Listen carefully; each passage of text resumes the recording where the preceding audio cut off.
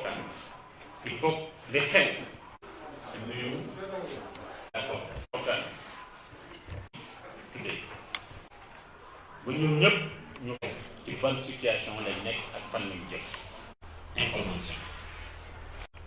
waaye ñu def ay laaj donc day amaat beneen point boo xam ne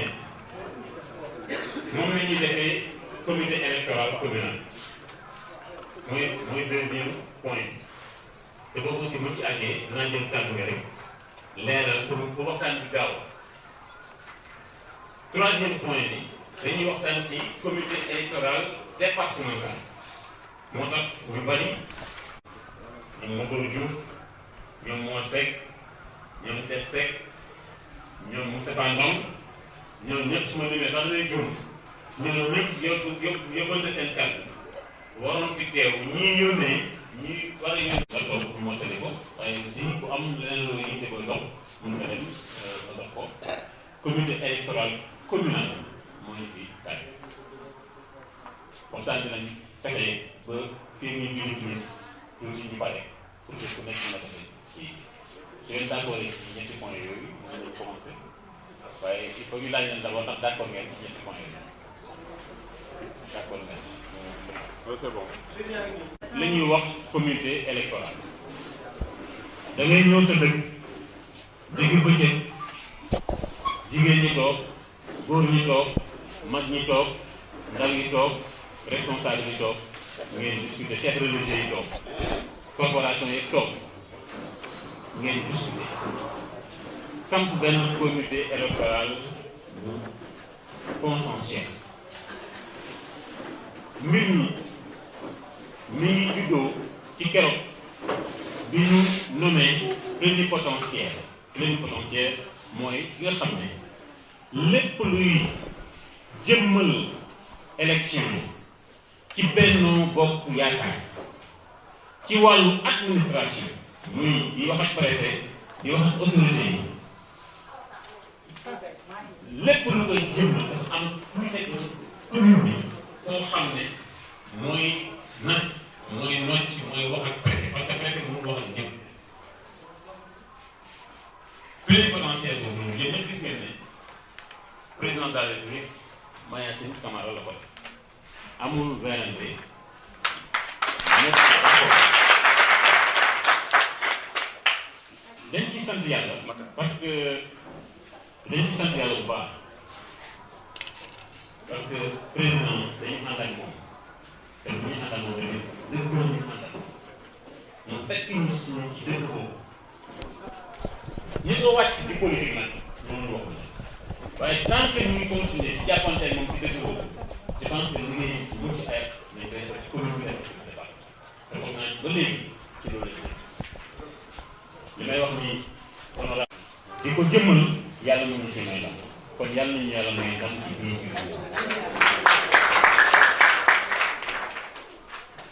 bi nga xamee ne plénipotentiaire yi génn commune bu nekk dañ ne maire ba su fekkente ne ci Benno Bokk Yaakaar la bokk nan dañ ko samp plénipotentiaire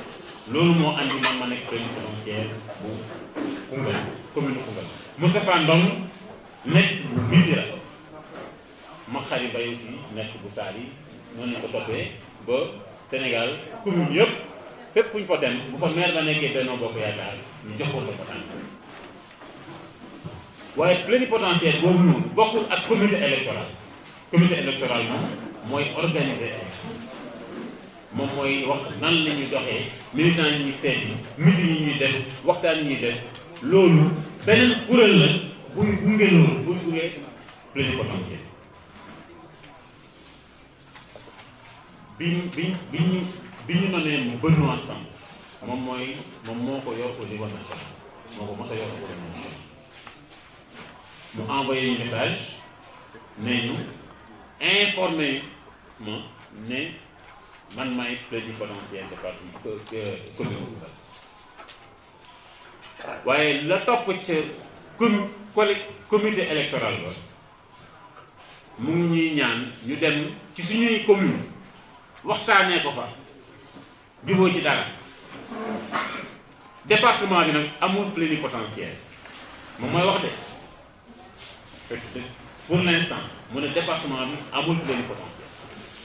waaye lañ ca mën a def mooy ngeen waxtaanee benn comité électoral ci niveau département bu ngeen ci jubóoyee ngeen andil ñu ko xanaa loolu leer na ñun ñu toog ñu wax ñu ne am na nit ñuy réunion ca Dakar man ma ne mënu ma dem ca réunion Dakar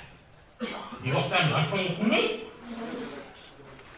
su ma ko yëgee sax du ma dem asamaan bu ma yëgoo kon mooy sonn te loolu du ma ko connaître du ma ko mos a connaître ma dugg oto ñëw le temps que may waxat ñu fi nekk ma dégg ne proposé nañu benn comité électoral bëgguma sax ñëw parce que loolu baaxul yenuwul maanaam parce que mënoo waxtaan ki nga xam ne këyit bi nga xam ne signé nañu ko ca commune ba muy nas di nocci di wax di teg di teggi ak préfet di ko informer kooku yëgul réunion boobu parce que préfet il faut ñu wax ko ne comité électoral am samp nañu ko kan moo koy wax man maa ko war a wax te man nga samp yëgu ma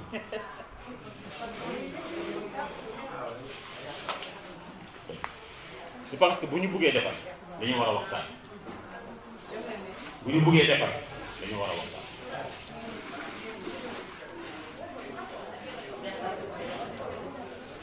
yomb na lool naan président de la république laa fi nekkal président de la république laay jokkool ñëpp président de la république waaye président de la république laa fi nekkal Macky Sall laay nekkal loolu da nga koy dox waxee ko mu nekk un état d'esprit waaye doo wër yi yàq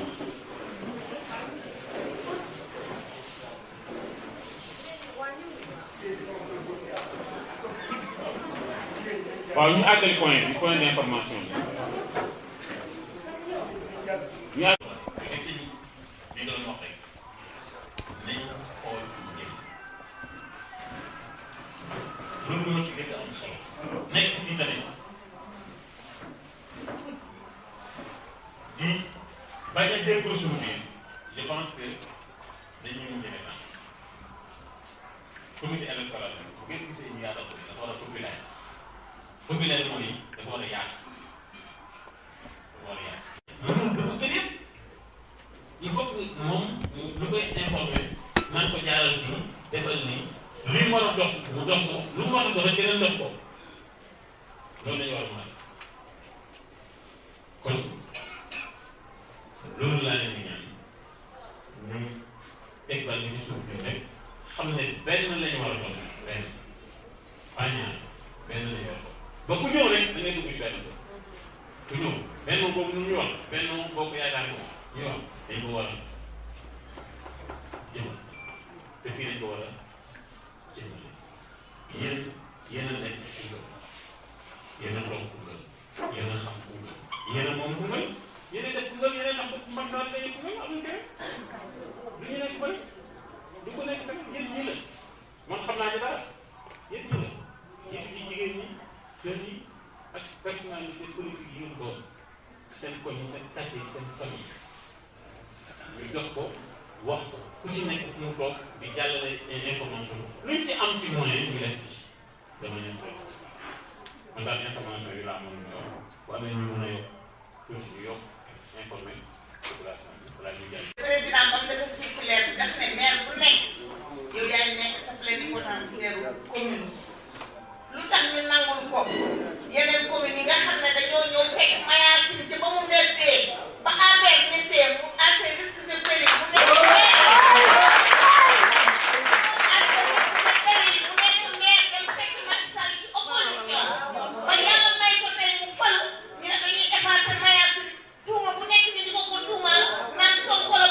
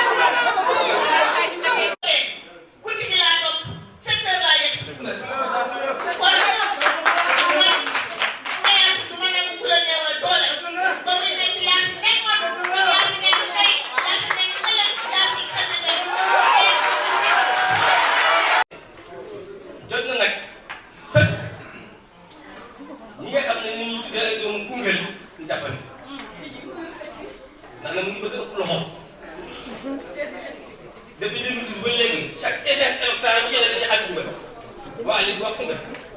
parce que lu tax ñu def juróom-ñetti benn nit muy bi yëpp moo koy indi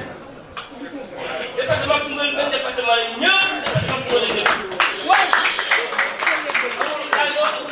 amul xaal amul fii te sax amul ku ko wax fii c'est la commune maire c'est le département loolu la yàlla dogal te ñi wax loolu kat kenn ku ci nekk lu wax li nga am ñu ngi ci dëkk bi il faut ngeen yow tamit ñi wéy gërë loolu waa Koungheul fii la ñam ñi des waa àll bi ñun ñu wax loolu laa wax ne su amee fukk juróom-ñeenti ak Koungheul di toog xam nga lu mel ni bu ñu ko wootee en tout cas ku ñu dëkk Koungheul waxuma sax zone bi dëkk bi rek waa Koungheul ñu ngi nii toog waa Koungheul moom ñu ngi nii toog ba ma jàpp ne nit suy def dara yëgoo ak ñu war a yëgoo wax ak ñoom war a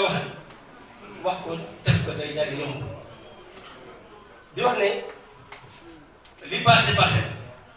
moo tax man du ma jël si sax ci li ma dem honorable wax yow wax nga ko foofu lépp solo mooy quartier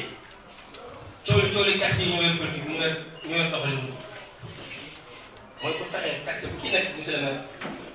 def la war a def boobu ëllëgee boobu ñu nekk premier Sénégal te mën na nekk c'est parce que lii présenté yi lu mën na nekk ñu ànd bokk ndey bokk baay bokk fu ñu jëm nag àndandoo doxandoo monsieur le maire jërëjëf jëfati ci li ngeen def monsieur le maire di la gën a encouragé ak mu sax fi bu baax mais da nga xaw a jiw ci politique loolu tamit il faut dire la vérité quand même ah baax na lool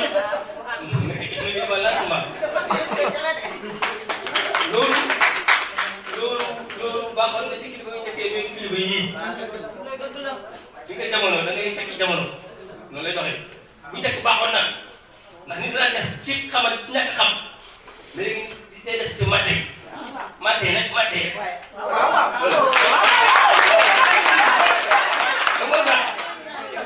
yéen nii engagement yi doon wàcc ñu ngi fi dëkk ci dëkk bi xam nga conseil bi nekk am na ñoo xam ne xëy na événement yi génne comme gunóor yi génn nawet bu yàlla ci tawee ndox mi jeexee dootu leen gis. man nag xibaar bi ma ko yëgee comme ni ñëpp réagir rek maanaam dëgg fu nekk rek man maanaam foofu lay nekk xool ma Mayacine bokk na ci man Mayacine bu fekkoon ne nekkul maire tey ñu proposé ko ne day gisee kii mën ci xool dara dina jàppale sentiment ay mbokk ak yooyu man fële laa ko teg man vérité dëgg la vérité laa àndal moo tax nag je me suis rangé de ce côté là beneen côté am parce que nag man c'est pas la première fois ma bokk ci équipe Mayacine di liggéey ci wàllu mandat te yàgg naa ànd ak dégg ñu wax ne moom affaire ndaje yoo xam ne day indi tiro enro du ca dem Assane wóolu ko Dakar mu ne ko ki tax ngeen di wéy ji doyu ma man du ma ñëw parce que Aliou ko xam-xam bu ci dëkk donc tey su ñëwee nar ko ñëw mais dafa toog ba ñàkk mu ne ma il faut ma ñëw sànni kàddu sànni leen message ba pare doole leen wan ne leen yéen a yor a dëgg ma ànd ak yéen moo tax dama leen sama kàddu foofu laa koy mën a jërëjëf mbooloo mi maa ngi leen di nuyu li tax ngeen njëkk ma fi laa leen di wax balaa maa dugg ci biir dama toog 4h30 Matar si imaamu juma jële ne ma am na camion bu mbëkk mur bi mu daanu ñëwal nga seet ko ma dem seet fekk camion bi dëkk Koupantoum mu tudd Moussa ne moom lay roñal suuf ma nekk si di ko dox ba léegi bi may ñëw laa doog da dugg julli takk sax looloo tax ngeen njëkk ma fi mur bay lañ daaneel ma doon ko réglé dem si Moussa mu ne dina joxe ciment fer ak tout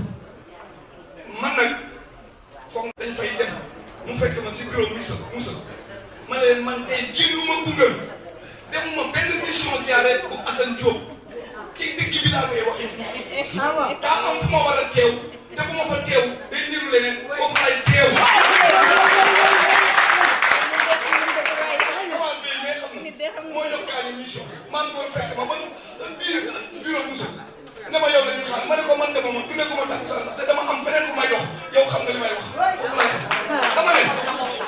gis nga nit ñi nag tey di ma fetali si dëkk bi Koungheul nag nit ñi dafa mel ni amuñ fulla amuñ fay parce que gis nga dama leen di waxal nit je le répète je l'avais dit au conseil municipal départemental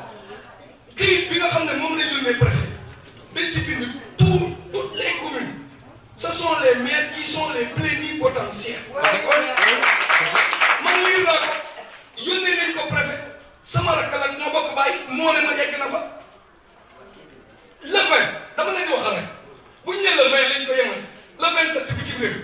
dama ne ban date ci politique moo exact en politique Kaffrine bii suba la ñuy def yeneen dëkk yi la même chose mu war a dem ba le 27 kon ali bi amul man nag keroog bi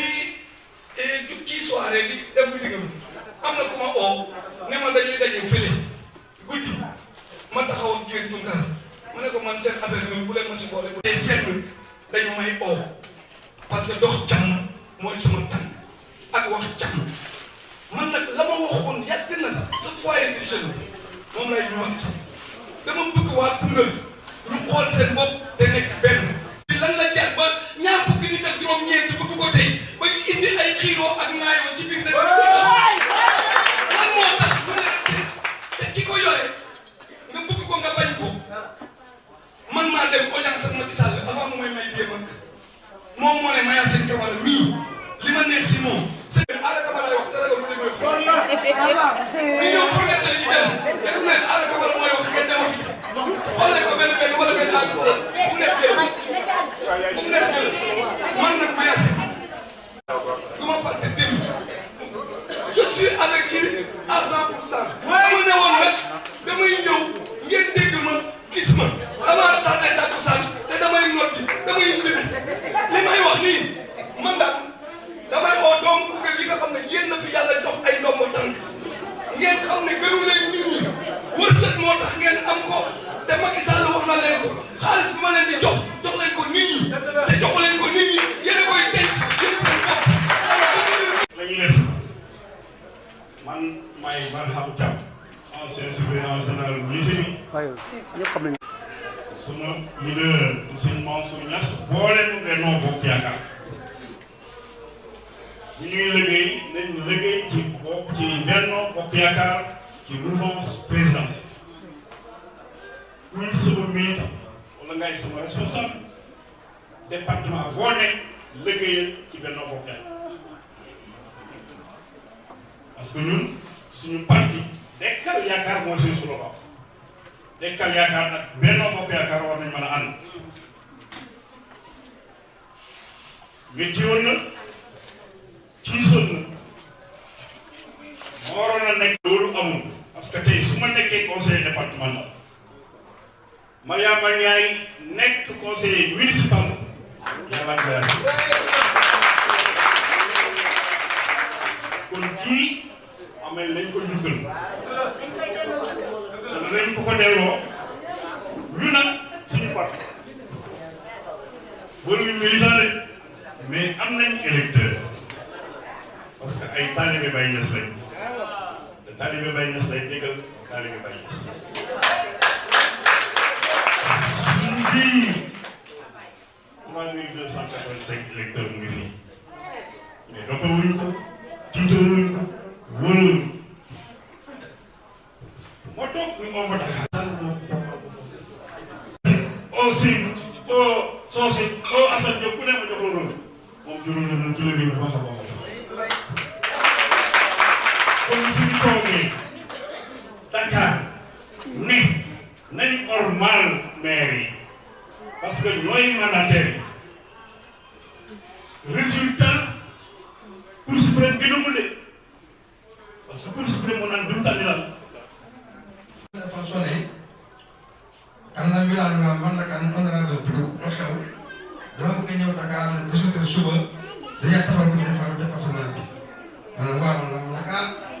man fekkee da ngay réer man àndal na réeroo parce que man yàgg naa si politique commune département bi ñu taxawee Dakar man xaw ma ko dew ma ca yónnee ma ci soo gis naa may génn si Assane Diop muy génn ma ne ko ministre la ma ne ko man nag oo nañu ma nag waa chef bi ne ma dikk ma tey dara jotut ma dikk parce que man dama am suñu plan def base bi dañ koy defee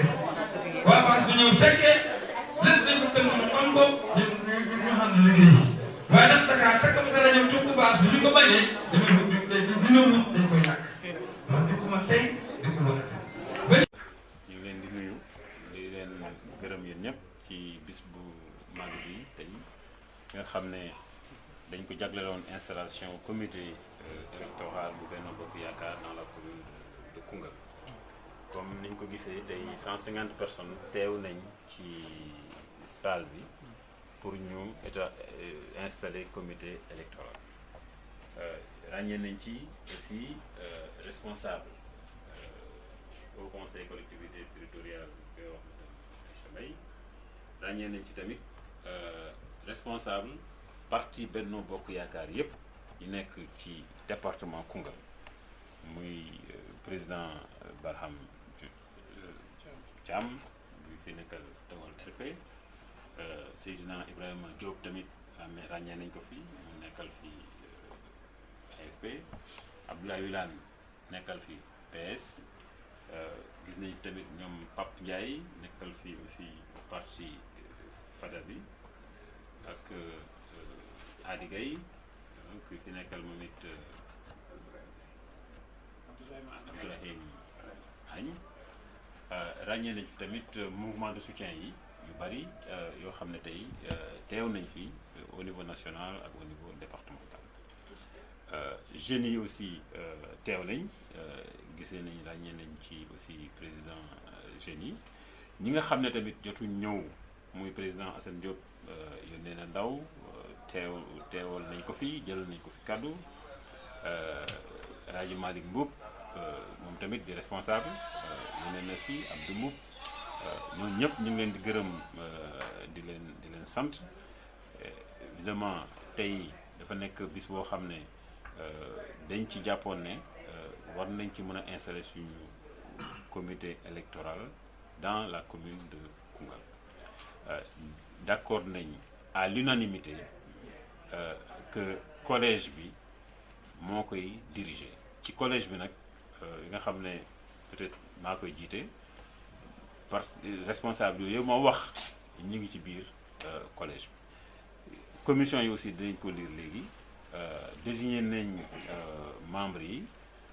je pense que ñi teew ak ñi teewul yëpp boole nañ leen responsable yi teew ak yi teewul yi manifester ak yi manifester yëpp defal nañ leen aussi ay propositions parce que gis nañ ne tamit comité électoral bu ñu koy installé ci dëkk bi lañ koy installé en plein jour ñëpp fekkee ko. gis nañ fi tey corporation yi parce que chauffeurs yi représenté nañ leen menuisiers yi représenté wu nañ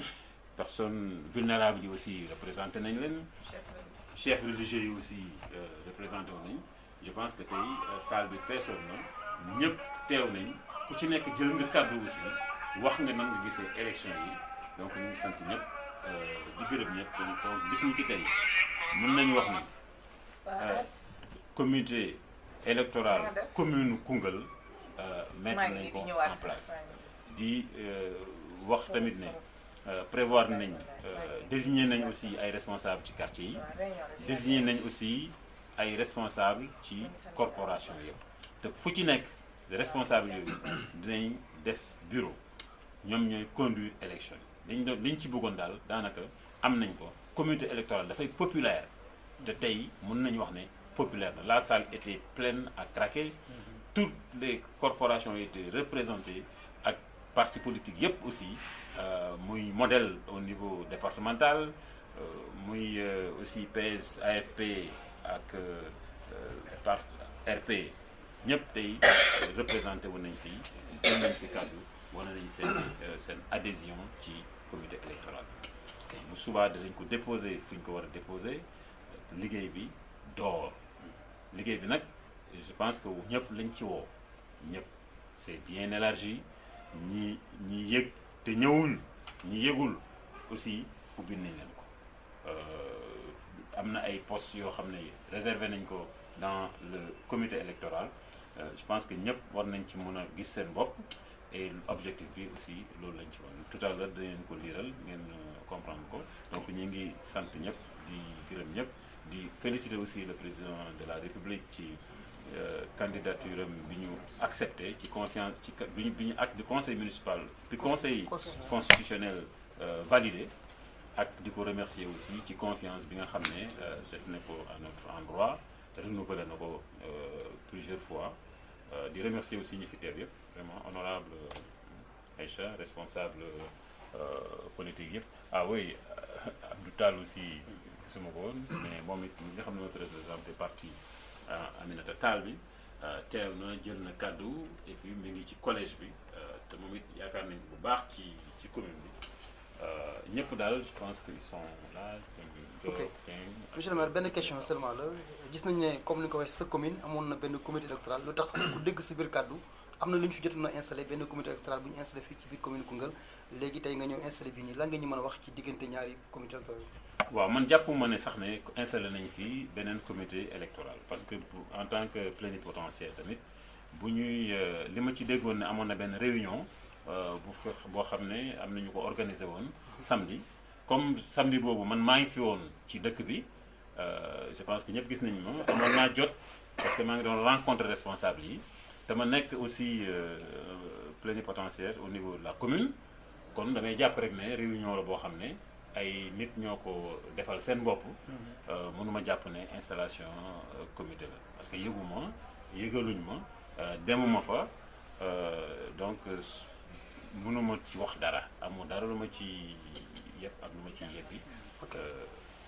mais encore ci kii bi gis nañu sa biir nit am na ñu wax ne pour nga tuddee njaaxaanaay woo ñi xam ne xamuñu wala ñi mer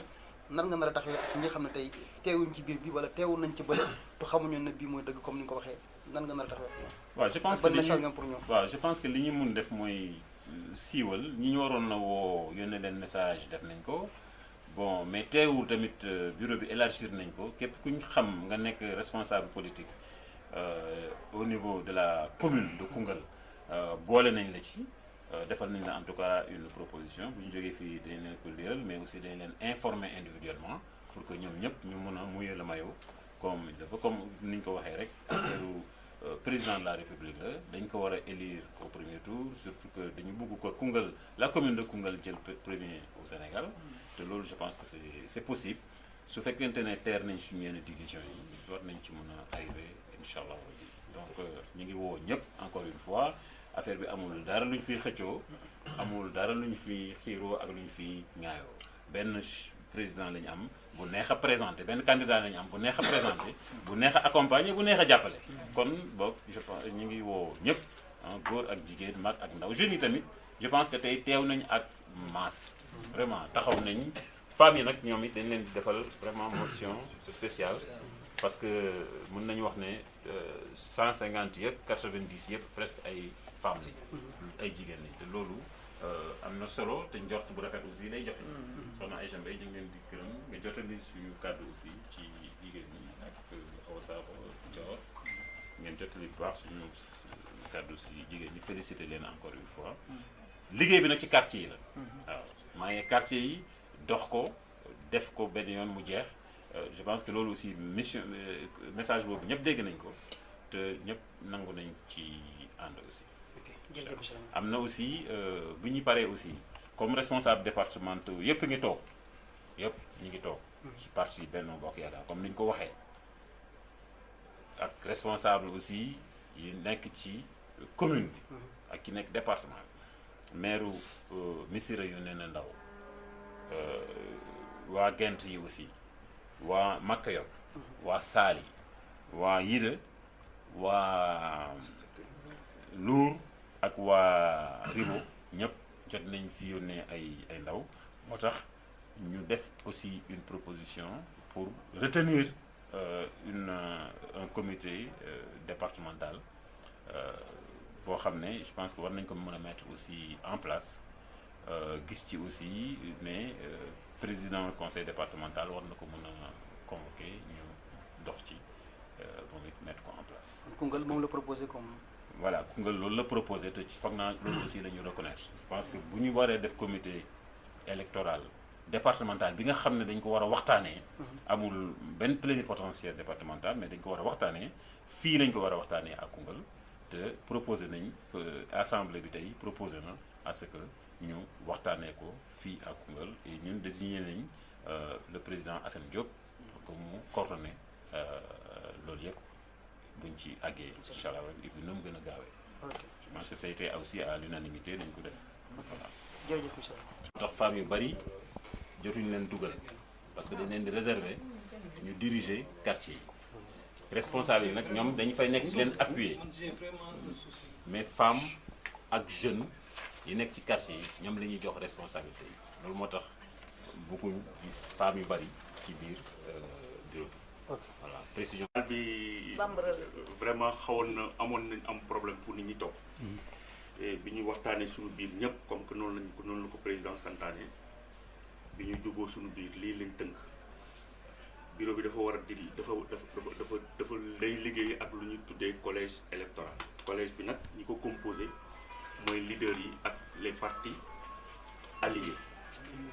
ak les mouvements de soutien comme nu ko président santaane ñu collège bi Mamadou Camara mi ngi si bokk Barham Thiam bu RP mi ngi ci Mamadou Ndiaye bu LDR Yeesal mi ngi ci Abdoulaye Wilane bu parti socialiste mu ngi fa Seydina Ibrahima Diop bu AFP mu ngi ci tous debout bu Émile Mouna Ñokke mi ngi fa Seydou Sy Sall bu code citoyen mu ngi fa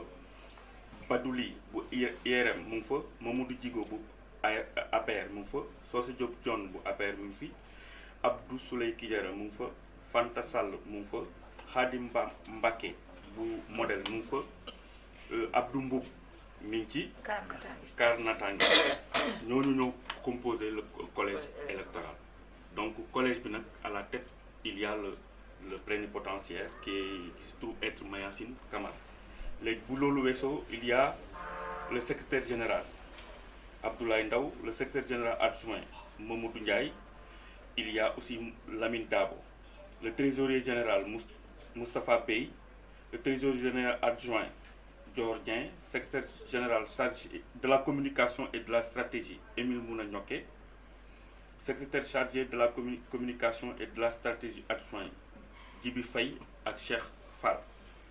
président commission chargée des relations avec les familles religieuses Mor Diossi ak Matar Ndiaye, membre Abdoulaye Wilane, Monique Mbaye, président de la commission des femmes Aïcha Mbaye, ñu toftal ci Madeleine Thiaw, Aminata Faye, président de la commission des femmes adjointe ba tey mi ngi bokk na ci membre yi Fat Thiek, Mariama Ndiaye, Ndeye Fatou Ba. Vous avez l'aval de Mariam. Président de la commission chargée de l'animation et de la sensibilisation, Souleymane Tunkara. Membre Gogne Dioum, Amadi Fofana, Cheikh Ndam Ndiaye. Président de la commission chargée de l'organisation et de la mobilisation, Abdou Tal. Membre adjoint Omar Ndimbala. Président commission chargée des sages, Hassan Diop. Membre El Hadji Ibrahima Mboub ak Malick Ndiaye. ñu gën ko xam ci Pa Ndorel Ndiaye. Président commission scientifique Mamadou Djigo. Président de la commission scientifique et technique adjoint Cheikhou Diakhaté. Président de la commission chargée des recensements des votes Alioune Badara Ly. Et président de la commission chargée des recensements des votes adjoint El Hadji Sala Diop. Président de la commission chargée des relations avec les mouvements de soutien Adi Gaye. Président de la commission chargée des relations avec les mouvements de soutien adjoint Astou Ndiaye. Président de la commission chargée des relations avec les organisations professionnelles Aliou Ndaw. Président de la commission de sécurité Malick Ndaw, Thierno Diaw, Omar Dramé. Mot Mbaye. Commission chargée des élections El Hadji Barham Thiam ak Babacar Sarr. Président de la commission en relation avec les jeunes Mam Matar Dramé, adjoint Pape Demba Thioban. Président de la commission transport et logistique Babacar Ndaw, membre Baba Mbaye Ndaw. Commission égalité et équité Seni Sall, Fatou Bintou Mbeng. Donc bi ñu waxtaanee suñu biir lii lañ tënk te assemblée bi ci lii la ànd. quartier yi nag buñ paree dès demain on va danañ dem ci quartier bu nekk ñu monté fa même lii comité électoral bu quartier ñu commencé liggéey parce que comité électoral bi ci comité électoral quartier yi ci lay sukkandiku pour def le travail donc loolu daal lañu lii di remercier aussi tout un chacun